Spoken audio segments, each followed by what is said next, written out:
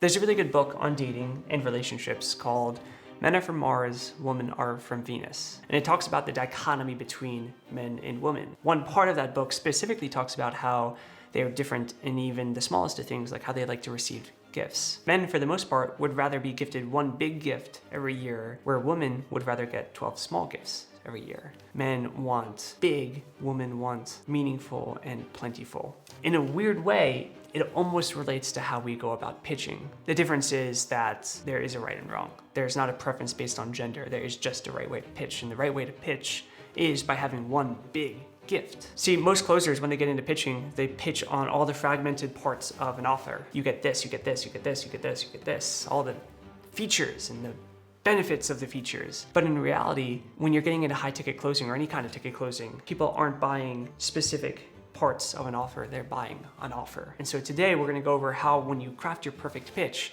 you make one big gift out of it that someone ultimately wants to invest into, that warrants the tag that you're selling it for. It's gonna be a fun one, it's gonna be a spicy one. I'm excited for it, I hope you are too. Let's dive in, roll intro.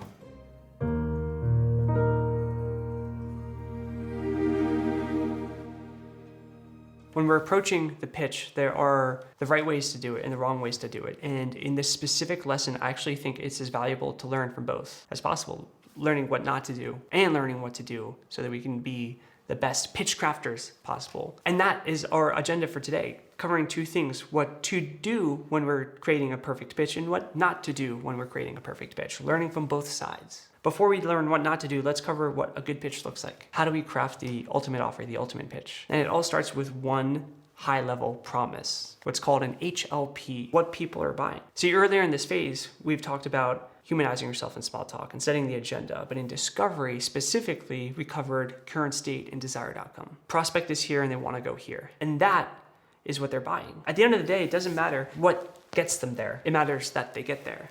And our pitch has to reflect that. See, if we go into the pitch and try to sell the fact that they're gonna get an ISA calling their leads, or they're gonna get course content that goes over X, Y, and Z, or maybe they get an accountability coach, all that is cool, but it doesn't show them that they're gonna get where they wanna get. People buy into the desired outcome, not the process of getting there. See, if you're looking at adding an addition to your home and you hire a carpenter, you don't care about what kind of plywood your carpenter uses or what kind of nails they use to nail in the studs. You care about whether or not they can get the job done. You care about what the room will look like at the end of it. The desired outcome is not the process to get there, but the room itself, the addition itself. And we have to use that same understanding when we're creating our pitch. See, if we're selling fat loss, we don't sell the diet plans and we don't sell the workout plans and the accountability coaching, because that's not what people care about. We sell the fact that they're gonna lose 40 pounds in 16 weeks so that they can go to the beach before summer and feel confident. We sell the fact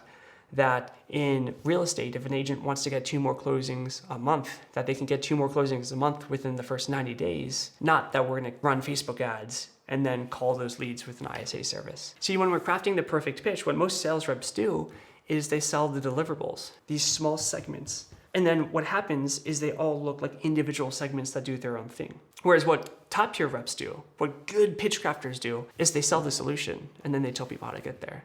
Which leads us, let's just get straight into it. How do we craft the perfect pitch? If we look at this from a chart perspective, what is entailed?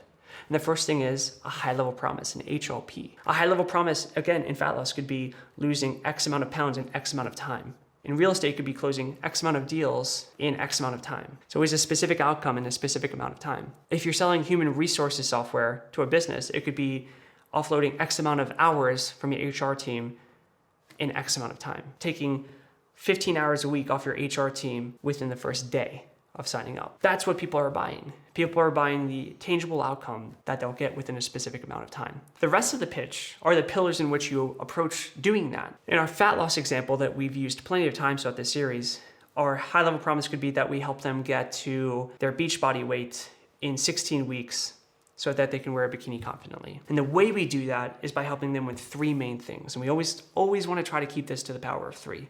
3 main ways that we approach doing that.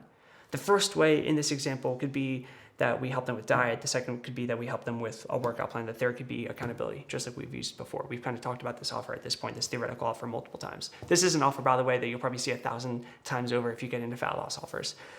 And then once we have those 3 pillars, all we do is customize those 3 pillars to the methodology that we had in the transition. In the transition, if we said, hey, prospect, let's actually just use the fat loss offer to make a complete example of this. In the transition, we said, hey, whether you work with us or not, I think this is what you need to do, X, Y, and Z. I think you need to create a diet plan that is good for you, that you're not going to get bored of, that you're excited to eat so that you can stay consistent with it over the long term. Number 2 is I think you need to create a workout plan that makes you excited to get to the gym or move. It doesn't have to be working out. It could be walking. It could be walking your dog X amount of hours a day. It could be doing any kind of movement that gets the blood flowing and burning calories. And number 3, whether you work with us or not, I think you need someone who can hold you accountable, because the hardest thing about starting this progress and journey is creating discipline. And an accountability partner is kind of like a catalyst or an enzyme to starting discipline in weight loss. Whether you work with us or not, these are the 3 things I think you need to do. What are your thoughts on that? Do you agree with that? Great. Do you want to know exactly how we'd help you with that? Cool. Well, at Dream Body X Company, what we do is we help clients get to their ideal body weight in 16 weeks so that they're beach ready by summer. And we do it in a way that has longevity so that they don't gain the weight back. And the way we do that is by our sculpture and bronze method, which is a 3-step approach. The first step is what we call the delicious diet program. The second step is what we call the weekly workout. And the third step is what we call peer-to-peer accountability. Breaking those down, that delicious diet plan is exactly what I said you needed before. It's a diet plan that our coaches will work with you on to find out exactly what you like and what you don't like. And they'll create something to your interests and tastes that you're excited about every single day, every single week. After they create this diet plan, you don't have to worry about not enjoying the food you're having, which means you don't have to worry about regressing into old patterns. The weekly workout is working with our fitness team on finding things that you can do once a week to get the heart pumping. And then after we get in routine there, we'll switch it to twice a week, 3 times a week. But the way that we start this is by making sure that we find something that you actually enjoy. Because if you don't enjoy it, again, you'll regress. And after 16 weeks, you have a workout plan that you're excited about, that you're looking forward to. And when you're looking forward to moving your body, then we never have to worry about regressing into old pattern and getting sedentary. And so that's how we can make sure it's long lasting. The third prong is the accountability partnership, the peer-to-peer partnership. There's not much to explain on this. Like I said before, I think you need to have someone in your corner telling you you can do this. When that voice in the back of your head is saying, you're not good enough, or I can't do this, or I want to have X cheat meal, you need an accountability partner that you can text or call that will tell you, no, you can do this. You can power through. And that's what the accountability partnership is. Between those 3 steps, what we've seen is we can help clients lose 50 pounds in up to 16 weeks and keep the weight loss off so that every single summer you're beach ready and you enjoy it. And that is a pitch. It's a high-level promise with a 3-prong approach on how we get there. 1 or 2 prongs have what's called a unique proposition name. A unique proposition name is something that is unique to that company. And the reason that we make some of those prongs unique is because then no one else has them. See, in fat loss, everyone has a diet and workout plan involved in their program, but no one else will ever have the weekly workout plan and the delicious diet plan. And so that makes this company's offer different, unique. If they can't get that anywhere else, then they can't price shop that to other companies. So high-level promised, 3-prong approach, and it's consumable. This is what you're getting. The ticket that you're about to spend is for 50 pounds in 16 weeks, so you're Beachbody ready. This is exactly how we help you get there. And then if you want to take it a step further, you can even get into how you deliver it. The Delicious Diet Plan comes via an online portal that they have access to, where they can also talk to their nutrition coach. Their weekly workout plan is another tab on that online portal so that they see every single day what they have to do, and they can write notes and feedback so that the fitness team sees the feedback and can change anything on the following days. And the accountability partner, the peer-to-peer accountability, is through us connecting you with someone over text message so that you can text them and call them whenever you need. Well, the first thing we would do is we would help you create a diet plan. And after you have a diet, then we would need to make sure you can work out effectively too. So we would help you with workouts. And then the third thing we would do is connect you with that peer partnership. See, when you do it that way, when you don't have the high-level promise, 50 pounds in 16 weeks, so that you're Beachbody ready in a way that you're not going to put the weight back on. If you don't have that encompassing, the umbrella encompassing the entire package,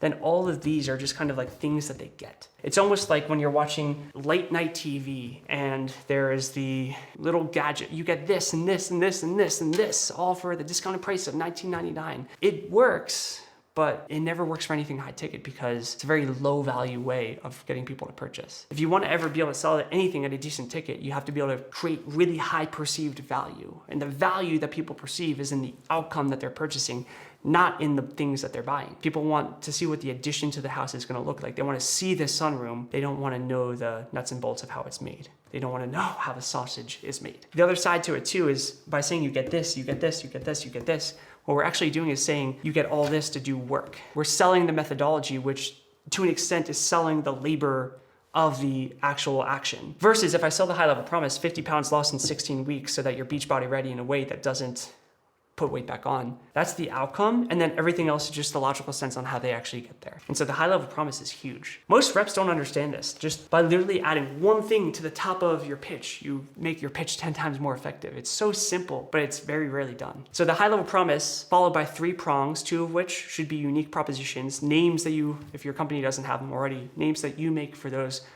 prongs. And then realistically at the end of it, you get into the close. This lesson is pretty short and sweet. It's almost over, and that's because the pitch is pretty short and sweet.